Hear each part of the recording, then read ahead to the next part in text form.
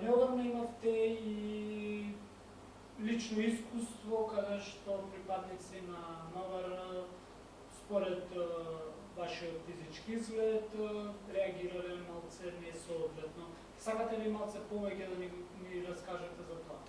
Ова не се случува прв пат. И ја не сум единствениот во таа ситуација.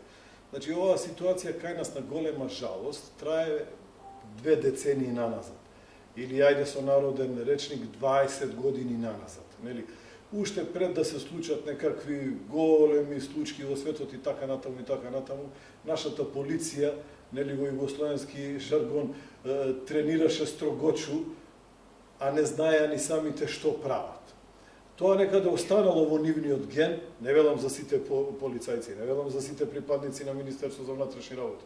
Ја реков, има меѓу нив добри луѓе, има коректни луѓе, има луѓе кои совесно и професионално си ја вршат работата и Богу фала. Инаку сите да беа како овие кои што знаат да вреѓаат и на верска, и на национална, и на расна основа, да беа сите такви, оваа држава денеска немаше да постои, нели?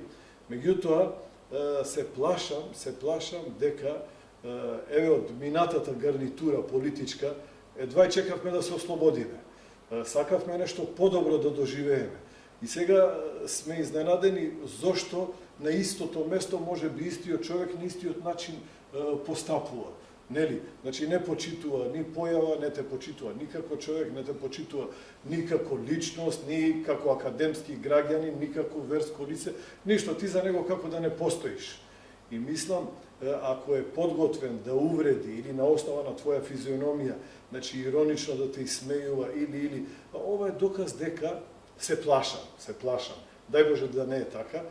Ова е доказ дека може би некаде во тие црни ходници или некаде во тие подруми скриени казамати во Министерството за внатрешни работи, на жалост, се уште функционираат некакви луѓе, значи со маниакален менталитет, кои наместо да ни служат, бидејќи од наш джеб се хранат, нели, ние сме тие даночни обврзници од кои изимаат плата, таквите се употребуваат како орудие за спроведување на некакви блесави политики, кои што можат само се повеќе и повеќе да го зголемат јазот и нетрпеливоста и неразбирањето меѓу луѓето.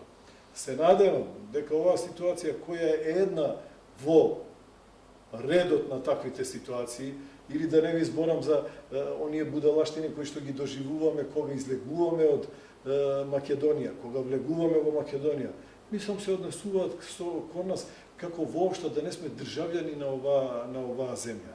Не можам да ви опишам, тоа треба само лично да го видите. По 3-4 сата не задржуваат на тие гранични премини. Не само мене лично, сите мои колеги,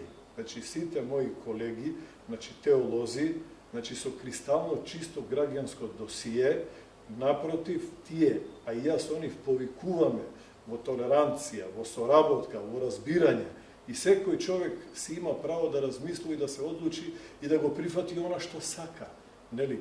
Меѓутоа сите ние сме изложени на некакви будалаштини, се надевам дека, дај Боже, со новата политичка гарнитура, наскоро на таквите работи ќе им се стави крај.